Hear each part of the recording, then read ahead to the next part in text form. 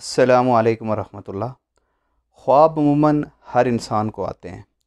अच्छे ख्वाब भी होते हैं, बुरे ख्वाब भी होते हैं।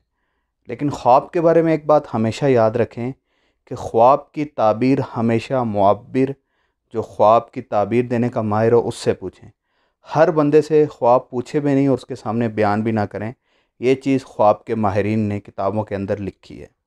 बकाया अच्छा ख्वाब आए तो हुज़ूर सल्लल्लाहु अलैहि वसल्लम का क्या अमल था, और बुरा ख्वाब आए तो हुज़ूर सल्लल्लाहु अलैहि वसल्लम का क्या अमल था, इसके बारे में आज हम इंशाअल्लाह मुख्तसरन बयान करेंगे।